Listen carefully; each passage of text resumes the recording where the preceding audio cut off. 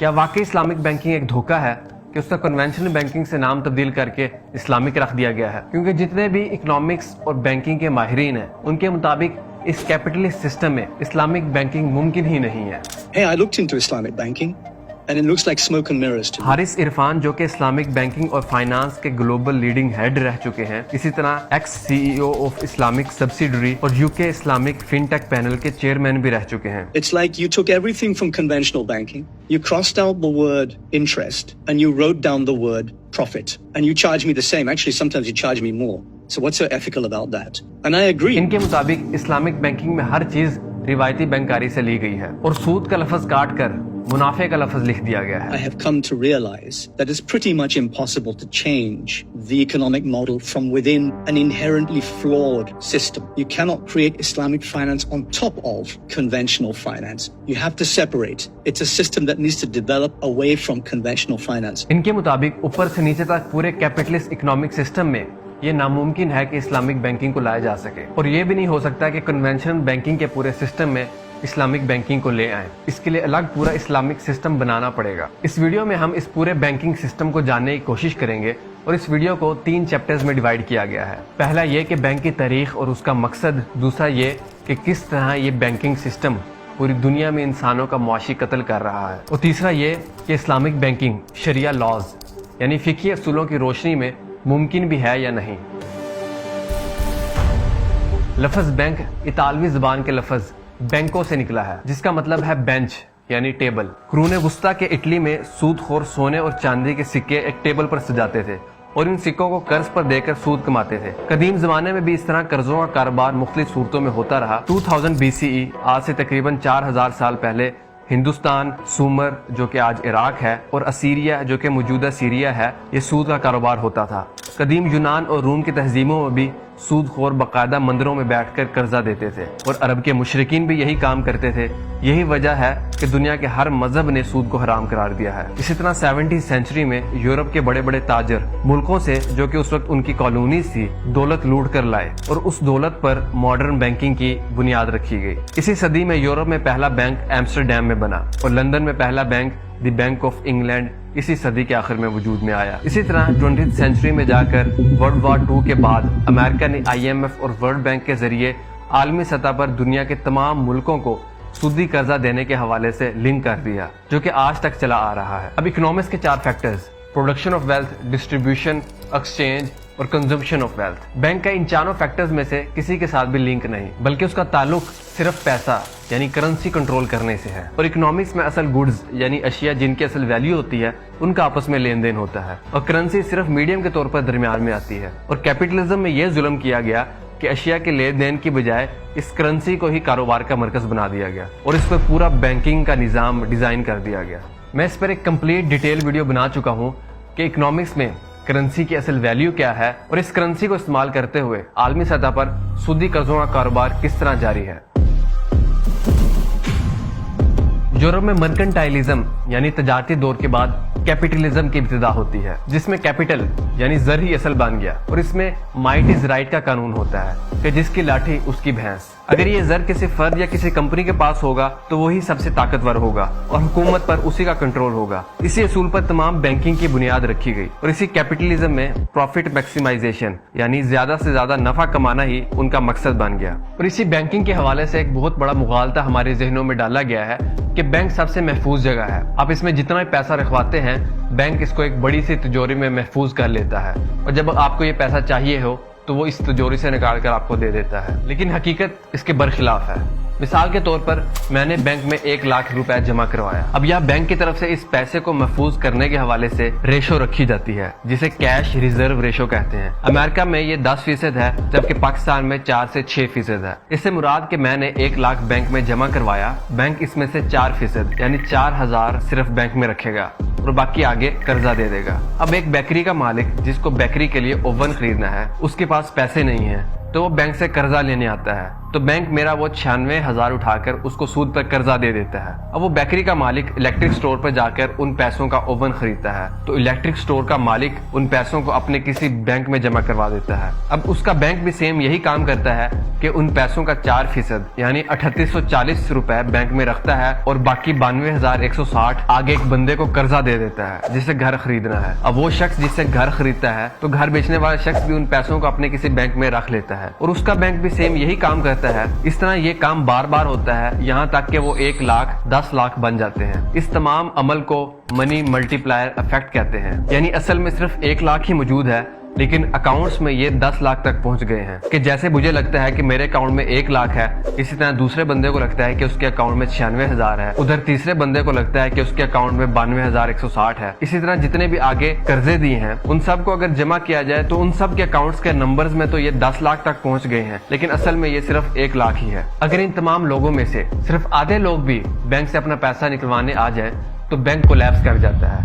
اس کو بینک رن کہتے ہیں. اب اسی عمل کو ہسٹوریکل بیس پر سمجھتے ہیں کہ 17 سینچری میں یورپ میں گولڈ سمتھ یعنی سنیاروں نے یہ کام شروع کیا کہ انہوں نے لوگوں سے کہا کہ وہ اپنا سونا چاندی اور قیمتی اشیاء ان کے پاس محفوظ رکھوائیں, تو اس کے بدلے وہ انہیں ایک رسید بطور ثبوت جاری کر دیتے کہ جب بھی کوئی اپنا سونا لینا چاہے وہ رسید دکھا کر لے سکتا ہے. اس رسید کی ویلیو اس سونے جتنی متعین کر دی گئی. اب کسی کو قرض دینا ہوتا تو وہ جیولرز رسید بنا کر دے دیا کرتے اور اس پر سود وصول کرتے. اس طرح وہ بینکرز کی شکل اختیار کر گئے. مثال کے طور پر اگر 4 بندوں نے 4 کلو سونا ان کے پاس رکھوایا ہے تو اس سونے کے بدلے 4 رسیدیں بنا دیتے. اب یہاں ان میں بڑی خرابی لالچ کی پیدا ہوئی کہ زیادہ سے زیادہ نفع کمایا جائے, جس کے لیے انہوں نے سونا نہ ہونے کے باوجود بھی مزید رسیدیں بنا کر لوگوں کو قرض دینا شروع کیا. یعنی کہ سونا 4 کلو ہی ہے مگر رسیدیں 16 بنا دی گئی اور ان 16 رسیدوں کے بدلے سود وصول کرنے لگے. چونکہ رسید بنانے میں تو کوئی محنت درکار ہی نہیں تھی, اب اگر ان 16 بندوں میں سے 8 بندے بھی اپنا سونا وصول کرنے آ جائیں تو ان بینکرز کے پاس اتنا سونا موجود ہی نہیں تھا کہ وہ انہیں دے سکے, تو وہ کولیپس کر جاتے. اس پورے عمل کو بینک رن کہتے ہیں. یعنی کہ باقی تمام لوگوں کے ساتھ دھوکا ہو گیا اور ان سب کی محنت رائیگاں چلی گئی. اب یہی طریقہ کیپٹلزم میں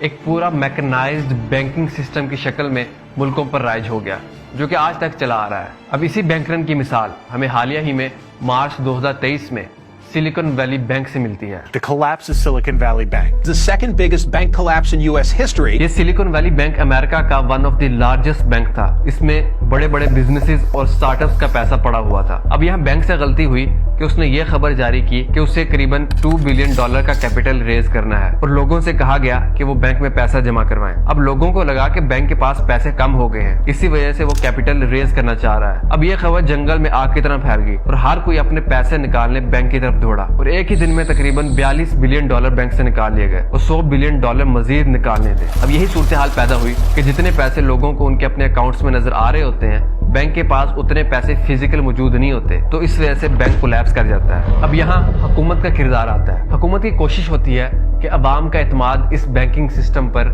بنا رہے.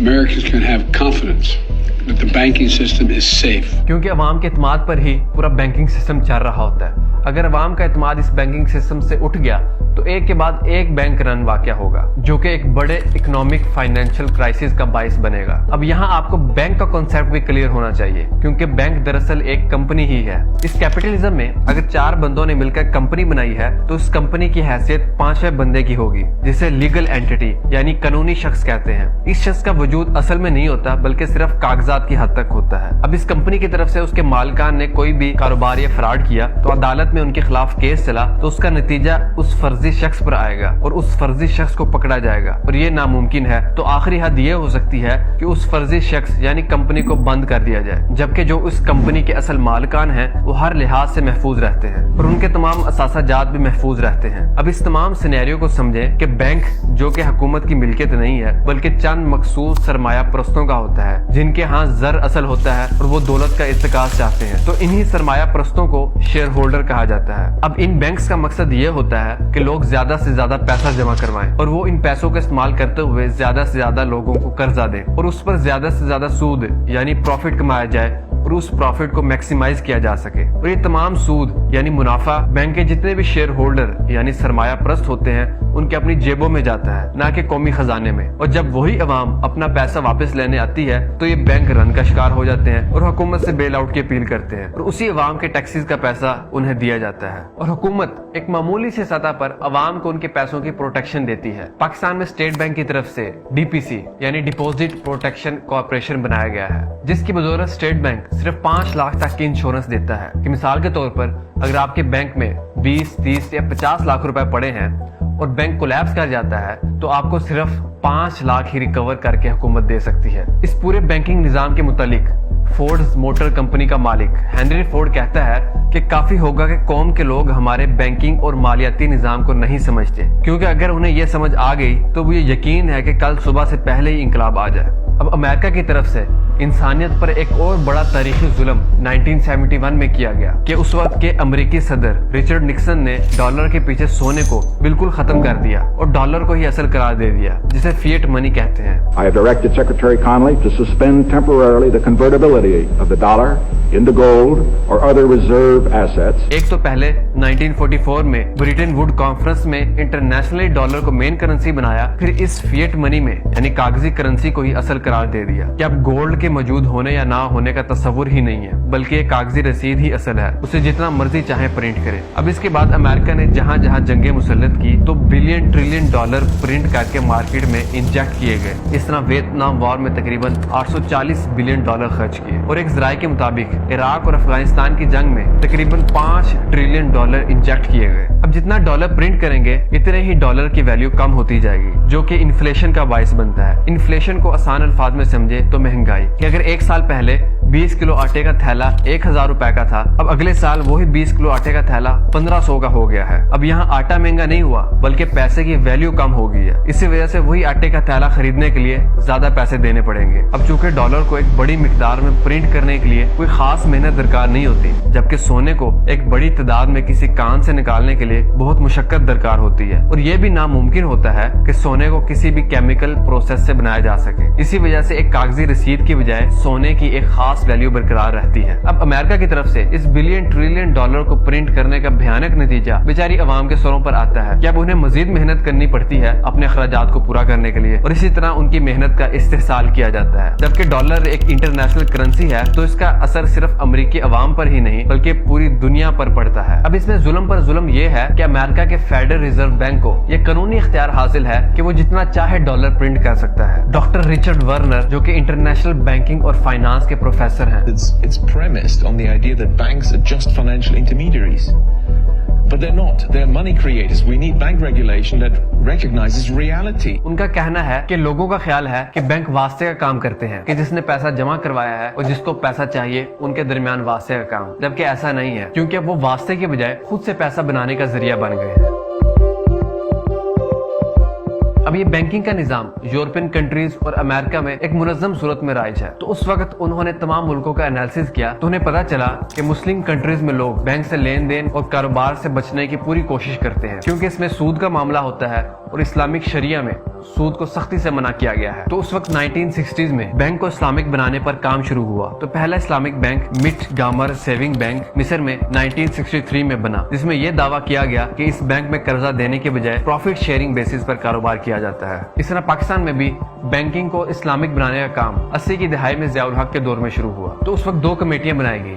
ایک کمیٹی معیشت کے ماہرین کی بنائی جس کی سربراہی اس وقت کے وزیر خزانہ غلام اسحاق خان کر رہے تھے، اور دوسری علماء کی کمیٹی بنائی گئی جس کی سربراہی مفتی تقی عثمانی صاحب کو دی گئی۔ تو کچھ عرصے کے بعد ان دونوں کمیٹیوں سے رپورٹ لی گئی، تو معیشت کے ماہرین کی رپورٹ کے مطابق اگر اسلامک بینکنگ بنانا چاہتے ہیں تو پوری معیشت میں اہم تبدیلیاں کرنی پڑیں گی، اور خاص کر IMF سے جو سود پر قرضہ لیتے ہیں اس سے آزادی حاصل کرنی پڑے گی، اور ملک کے اکنامک سسٹم کو اسلامک اصولوں پر ڈیزائن کرنا پڑے گا، اس کے بغیر اسلامک بینکنگ ناممکن ہے۔ اور علماء کی کمیٹی کی یہ رائے تھی کہ اس کیپٹلسٹ سسٹم میں اسلامک بینکنگ ممکن تو نہیں، تاہم چند ہیلے کر کے اس کو اسلامک بنانے کی کوشش کی جا سکتی ہے، اور ضیاء الحق صاحب کی خواہش پر اس پر کام شروع ہوا، اور اس کا پہلا پروجیکٹ میزان بینک کے نام سے 2002 میں وجود میں آیا، اور انہی اصولوں کی بنیاد پر ملک کے تمام بینکوں کو اسلامک بنانے پر کام شروع ہوا، جو کہ آج باقاعدہ منظم صورت میں پورے بینکنگ سسٹم میں رائج ہے۔ اب اسلامک بینکنگ کا دعویٰ ہے کہ وہ کسی بھی شخص کو قرضہ دینے کے بجائے اس کے ساتھ بیع یعنی ٹریڈ کا معاملہ کرتے ہیں، اور یہ معاملہ 4 شریعہ لاز کو سامنے رکھتے ہوئے کیا جاتا ہے: مزاربہ، مشارکہ، اجارہ اور مرابحہ۔ آگے بڑھنے سے پہلے یہ میں بات واضح کر دوں کہ اس پر ریسرچ قرآن و سنت اور فقہی اصولوں کی روشنی میں کی گئی ہے۔ محققین اور جید علماء کی تحقیق سے یہ بات واضح ہے۔ یہ چاروں اصولوں کو ہدایہ کی کتاب کے چیپٹر کتاب البیوع کی روشنی میں پرکھا گیا ہے، جو کہ مستند اور اتھینٹک شریعہ لاز پر مبنی کتاب ہے۔ اس پر تمام مسالک کے علماء کے اتفاق ہے اور سب اپنے ہاں اسے پڑھاتے ہیں، جس میں دین کے ہر مسئلے کو عقلاً اور نقلاً پروف کیا گیا ہے۔ پہلے اصول کی طرف بڑھتے ہیں، جو کہ مزاربہ کا اصول ہے۔ مزاربہ سے مراد ایک پارٹی کی طرف سے پیسہ انویسٹ کیا جاتا ہے، جسے کسٹمر یعنی فقہی زبان میں رب المال کہتے ہیں، اور دوسری پارٹی یعنی بینک جس کی محنت ہوتی ہے۔ اب اس سے جو کاروبار کیا جاتا ہے اور جو نفع ہوتا ہے اسے آدھا آدھا 50-50% تقسیم کیا جاتا ہے۔ اگر کاروبار میں نقصان ہو جاتا ہے تو رب المال کا پیسہ ضائع ہو جائے گا اور مضارب کی محنت ضائع ہو جائے گی۔ اب اسلامک بینک میں اس کا طریقہ کار اس طرح ہے کہ تمام کسٹمر جو کہ اپنی بچتیں رب المال کی حیثیت سے جمع کرواتے ہیں، انہیں ایک ڈپوزٹر پول میں جمع کیا جاتا ہے، اور بینک مضارب کی حیثیت سے اس پیسے کو اٹھا کر کاروبار کرتا ہے۔ یہاں منافع کی شرح اور ویٹیجز متعین کی جاتی ہیں، جس کا تعین 3 بنیادوں پر کیا جاتا ہے کہ کس کا کتنا پیسہ ہے اور اس نے کب تک کے لیے جمع کروایا ہے اور وہ اس پر پروفٹ کب لینا چاہ رہا ہے۔ اور بینک کی طرف سے منافع کی شرح اور ویٹیجز کا اعلان مہینے کے پہلے 3 دنوں میں کر دیا جاتا ہے، اور مہینے کے اندر اس میں کسی بھی طرح کی تبدیلی نہیں کی جا سکتی، اور کتابی ماہ کے 7 دنوں کے اندر جن سرگرمیوں کی بدولت آمدنی ہوتی ہے اس کو طے شدہ منافع کی شرح کے مطابق کسٹمرز میں تقسیم کر دیا جاتا ہے۔ اب یہ طریقہ اسلامک بینکنگ نے اختیار کیا ہے۔ اب اس کی اصل حقیقت کیا ہے، اس کو ہدایہ کے فقہی اصولوں کی روشنی میں سمجھتے ہیں۔ ہدایہ کی کتاب المزاربت میں مزاربت کے 3 بنیادی اصول متعین کیے گئے ہیں کہ رب المال کا پیسہ مزارب یعنی بینک کے پاس بطور امانت کے ہے، اور وہ وکیل ہونے کی حیثیت سے اس پر کام کر رہا ہے، اور اسی بنیاد پر جو نفع ہوگا وہ اس میں شراکت دار ہوگا۔ اب یہاں امانت سے مراد یہ ہے کہ بینک یعنی مزارب جو بھی اس پیسے سے کاروبار کرے گا تو اس سے اس کاروبار کا ایک ایک پائی کا حساب رب المال یعنی کسٹمر کو دینا ہوگا۔ یہ پہلی اور بنیادی شرط ہے۔ اب یہاں اسلامک بینک میں یہ باقاعدہ شرائط موجود ہیں کہ کسٹمر رب المال کو یہ سختی سے منع ہے کہ وہ بینک سے کاروبار کے نفع اور نقصان کا حساب لے۔ یہاں مزاربت کی پہلی شرط کے خلاف ہی کام کیا گیا ہے۔ اسی طرح دوسری شرط ہے کہ رب المال یعنی کسٹمر نے مزارب یعنی بینک پر اعتماد کرتے ہوئے اپنا وکیل بنایا ہے، اور وہ وکیل کی حیثیت سے کوئی بھی کاروبار کرے گا تو اس کا مکمل حساب موکل یعنی رب المال کو آ کر دے گا۔ اب یہاں اسلامک بینک میں رب المال یعنی کسٹمر کو بالکل بھی علم نہیں ہوتا کہ اس کا پیسہ کس کاروبار میں لگ رہا ہے، اور بینک کاروبار کا تمام معاملہ کسٹمر کے علم میں نہیں لاتا۔ یہاں مزاربت کی دوسری شرط کے خلاف بھی کام کیا گیا ہے۔ اب چونکہ ان 2 شرائط کے ممکن ہونے کے بعد پھر تیسری شرط رکھی گئی ہے کہ وہ منافع میں شریک ہو۔ اب یہاں اسلامک بینک نے بھی منافع میں ایک خاص پرسنٹیج رکھ دی ہے۔ اگر آپ اسلامک بینک کے پروفٹ شیئرنگ کی پچھلی تمام رپورٹس کو اٹھا کر دیکھیں تو پروفٹ کی پرسنٹیج 10 سے 11% سے کبھی اوپر گئی ہی نہیں۔ چونکہ یہاں مزاربت کے 3 اصولوں کی خلاف ورزی کی گئی ہے تو یہاں مزاربت کا معاملہ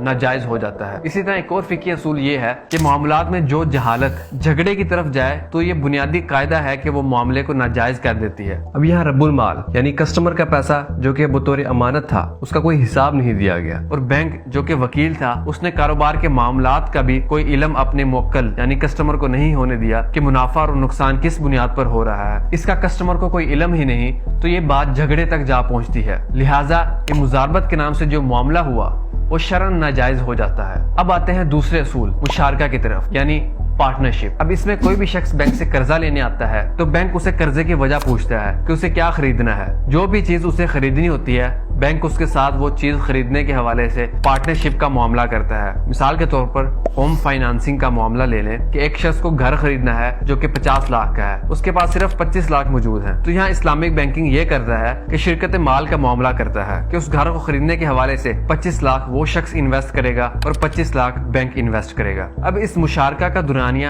4 سال کا طے ہوتا ہے، تو بینک اس 25 لاکھ کے آدھے گھر کے حصے کو 48 یونٹس میں تقسیم کر دیتا ہے، اور کسٹمر سے یہ بات طے کرتا ہے کہ ہر ماہ 1 یونٹ کو ضرور خریدنا ہے۔ اس طرح 4 سالوں میں کسٹمر اس مکان میں رہتا ہے تو اس بینک کے آدھے مکان کا کرایہ بھی بینک کو دینا ہوگا، یعنی اجارہ رینٹ کا معاملہ بھی اس کے اندر کیا گیا ہے۔ جیسے جیسے کسٹمر وہ یونٹ خریدتا رہتا ہے تو مکان کے کرایے کی قیمت بھی کم ہوتی رہتی ہے، اور یہاں تک کہ 4 سالوں کے بعد وہ تمام 48 یونٹ خریدنے کی صورت میں مکان اس کسٹمر کی پوری ملکیت میں آ جاتا ہے۔ اب اس مشارکہ کی ہدایہ کے فقہی اصولوں کی روشنی میں اصل حقیقت کیا ہے इसे देखते हैं। अब यहाँ घर के मामले में आधे घर की मिल्कियत कस्टमर की है और आधे घर की मिल्कियत बैंक की। अब यहाँ बैंक अपने आधे मिल्कियत पर उससे इजारा यानी किराया वसूल कर रहा है। अगर इसको तस्लीम कर भी लिया जाए लेकिन जबरन उस पर यह पाबंदी आयद नहीं कर सकता कि वो कस्टमर हर माह उस घर का यूनिट भी खरीदे। ये जबर मुशारकत के मामले को नाजायज कर देता है। अब यहाँ बैंक की तरफ से कस्टमर पर एक और शर्त लगाई गई है, अगर माहाना अदायगी में ताखीर हो जाती है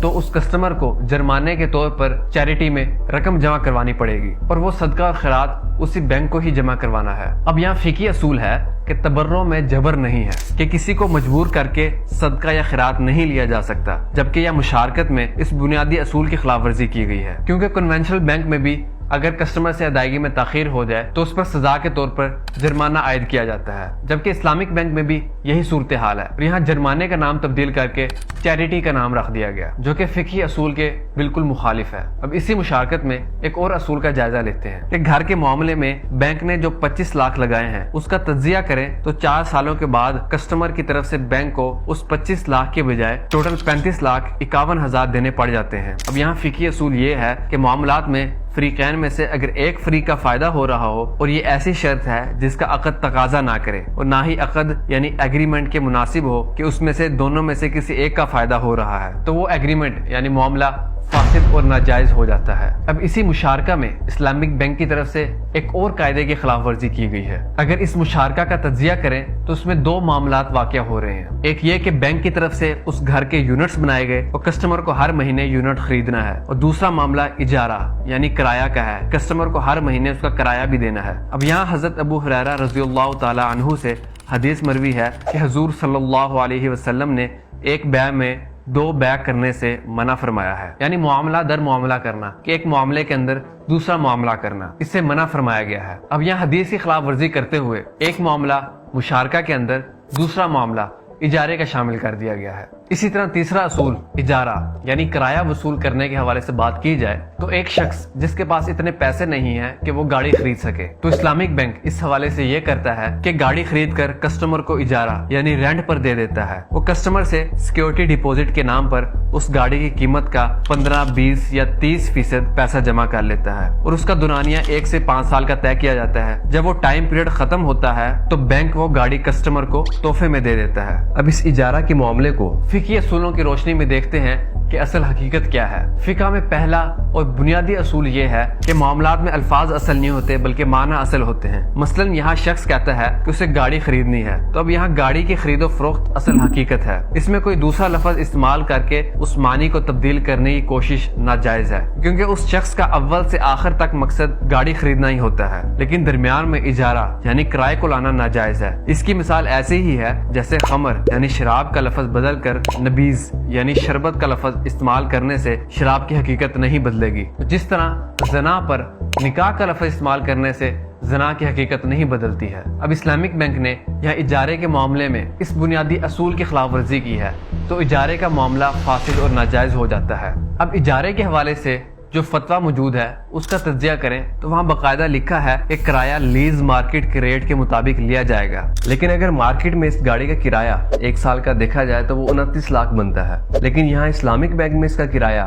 1 साल का 60 लाख तक बन गया, यानी किराया डबल हो गया। अब इस किराए की नोयत सिक्योरिटी डिपॉजिट रकम के मुताबिक तब्दील होती है। ये वही अमल है जो कन्वेंशनल बैंक करता है। अगर डाउन पेमेंट ज्यादा की जाएगी तो गाड़ी की किस्तें कस्टमर को कम अदा करनी पड़ेंगी। अब यहाँ भी इजारे के साथ किस्तों का मामला किया गया, क्योंकि कस्टमर इतना ज्यादा किराया सिर्फ किस्तें समझकर ही दे रहा होता है। चूँकि यहाँ भी मामला दर मामला यानी बैع और इजारे को मिला दिया गया है, जबकि हुजूर सल्लल्लाहु अलैहि वसल्लम ने ऐसा करने से मना फरमाया है। अब इस इजारे को एक और असूल की रोशनी में देखते हैं। कुरान पाक में किसी की मजबूरी से फायदा उठाना नाजायज है। कुरान पाक की सूरत निसा में है, या अय्युहल्लज़ीना आमनू ला तअकुलू अम्वालकुम बैनकुम बिलबातिल इल्ला अन तकून तिजारतन अन तराज़िम मिनकुम। ए ईमान वालो, ना खाओ माल एक दूसरे के आपस में ना हक, मगर ये कि तिजारत हो आपस की खुशी से। अब इस आयत के तनाजुर में देखें तो मामलात में हकीकी रजामंदी जरूरी है। अब वो शख्स जो गाड़ी खरीदने आया है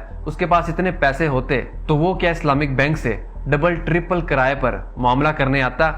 یقیناً بالکل نہیں۔ جیسے سود خور بھی یہی کہتے ہیں کہ کسٹمر رضامندی سے ہمیں قرض پر منافع دے رہا ہے تو لہٰذا یہ بھی بے ہے، تو قرآن پاک کا یہ اصول اس کا رد کرتا ہے اور اس پر فقہا نے یہ اصول متعین کیا ہے، کلو قرض جر نفعا فہو ربا، ہر وہ قرض جس سے نفع حاصل کیا جائے وہ سود ہے۔ اب یہاں اسلامک بینک اجارے کے نام سے جو پروفٹ کما رہا ہے وہ اس قرآنی آیت کے اصول اور حدیث مبارکہ کی روشنی میں ناجائز ہے۔ اب یہاں ایک اور فقہی اصول کی خلاف ورزی بھی ہو رہی ہے جو میں پیچھے مشارکت میں کر کے بھی آیا ہوں کہ فریقین میں سے کسی ایک فریق کا ناجائز شرائط پر فائدہ ہو رہا ہو تو وہ بے فاسد اور ناجائز ہو جاتی ہے۔ اسی طرح ایک اور فقہی اصول کی خلاف ورزی بھی یہاں ہو رہی ہے کہ اگر کسٹمر سے رقم کی ادائیگی میں تاخیر ہو جائے تو اس پر یہ پابندی عائد کی جاتی ہے کہ وہ چیریٹی میں رقم جمع کروائے، جبکہ فقہی اصول یہ ہے کہ تبرع میں جبر نہیں ہے، یعنی کسی کو مجبور کر کے صدقہ یا خیرات وصول نہیں کیا جا سکتا۔ اب یہاں چوتھا اصول مرابحہ۔ مرابحہ میں یہ ہوتا ہے کہ بیچنے والا اور خریدنے والا ایک خاص قیمت پر متفق ہو جاتے ہیں۔ اب یہاں بھی اسلامک بینک کی طرف سے پچھلے مصنوعی 3 اصولوں کے تحت یہ مرابحہ کا معاملہ بھی کیا جاتا ہے کہ اگر کسی کو گاڑی یا کوئی گھر خریدنا ہے اور اس کے پاس پیسے نہیں تو وہ بینک کے پاس آتا ہے تو بینک اس کے ساتھ مرابحہ کا معاملہ کرتا ہے کہ وہ پہلے خود گاڑی خرید لیتا ہے، پھر کسٹمر سے ایک خاص قیمت پر اتفاق کروا کر ایک خاص منافع رکھتے ہوئے قسطوں کی صورت میں بیچ دیتا ہے۔ اب اس مرابحہ کے معاملے کو پچھلے جتنے بھی فقہی اصول بیان کیے ہیں اس کی روشنی میں دیکھتے ہیں۔ تو پہلا اصول جو ہے قرآن پاک کے سورۃ النساء کی آیت ہے جسے میں پہلے بیان کر چکا ہوں کہ اس معاملے میں کسٹمر کی حقیقی رضامندی شامل نہیں ہوتی، کسٹمر مجبوراً یہ معاملہ کر رہا ہوتا ہے اور بینک اس کی مجبوری سے فائدہ اٹھاتے ہوئے نفع کما رہا ہوتا ہے۔ اور اسی حوالے سے دوسرا فقہی اصول کہ معاملات میں فریقین میں سے کسی ایک کا ناجائز شرائط کی وجہ سے فائدہ ہو رہا ہو تو وہ بیع کو فاسد کر دیتا ہے اور وہ معاملہ ناجائز ہو جاتا ہے، جبکہ یہاں بھی یہی صورتحال ہے کہ یہاں صرف بینک اس معاملے سے فائدہ حاصل کر رہا ہوتا ہے۔ اور ایک بہت ہی اہم فقہی اصول کی روشنی میں ان چاروں کو دیکھیں کہ مزاربت، مشارکت یا کسی اور معاملات میں قانونی شخص یعنی فرضی شخص یا ادارے کا کوئی اعتبار نہیں ہوتا۔ جیسے کہ میں پچھلے چیپٹر میں بتا چکا ہوں کہ اس کیپٹلسٹ سسٹم میں بینک دراصل ایک کمپنی ہوتی ہے اور اس کمپنی کی حیثیت ایک فرضی شخص کی سی ہوتی ہے۔ کسی بھی معاملے میں مزاربت یا مشارکت کے نام سے جو نفع نقصان پیدا ہوگا وہ متعین شخص یعنی ظاہری وجود رکھنے والے لوگوں کا ہوگا اور وہی ذمہ دار بھی ہوں گے، اور یہی بنیادی قاعدہ ہے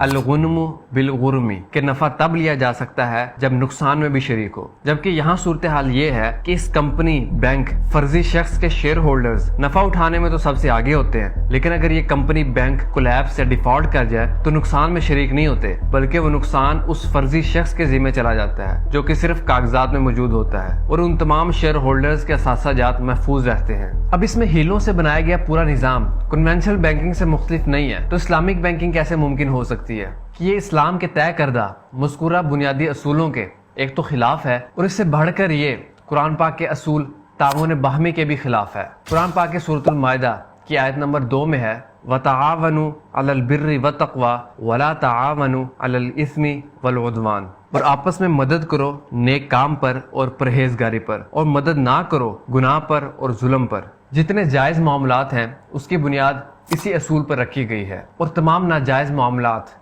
عدم تعاون پر مبنی ہوتے ہیں۔ اسی طرح قرآن پاک کے سورۃ الحشر کی آیت نمبر 7 میں ہے کَإِ لَا يَكُونَ دُولَةً بَيْنَ الْأَغْنِيَاءِ مِنْكُمْ کہ تمہارے دولت مندوں کے ہاتھ میں یہ مال گردش کرتا نہ رہ جائے۔ اس آیت کے تناظر میں قرآن پاک کے بنیادی معاشی عدل کے قانون کی خلاف ورزی کی گئی ہے کہ دولت چند مخصوص لوگوں کے درمیان گھومتی نہ رہے، اور جبکہ اسلامک اور کنونشنل بینکنگ کے نتیجے میں ایک گروہ امیر سے امیر تر اور دوسرا گروہ غریب سے غریب تر ہوتا چلا جاتا ہے، جبکہ قرآن پاک نے ایسے لوگوں کے لیے ہی سخت وعید بیان کی ہے۔ یا ایھا الذین آمنوا ان کثیرا من الاحبار والرہبان لیأکلون اموال الناس بالباطل ویصدون عن سبیل اللہ والذین یکنزون الذهب والفضة ولا ينفقونها في سبیل اللہ فبشرہم بعذاب علیم۔ اے ایمان والو، بہت سے عالم اور درویش اہل کتاب کے کھاتے ہیں مال لوگوں کے ناحق اور روکتے ہیں اللہ کی راہ سے، اور جو لوگ خزانہ بنا کر رکھتے ہیں سونا اور چاندی اس کو خرچ نہیں کرتے اللہ کی راہ میں، ان کو دردناک عذاب کی خوشخبری سنا دو۔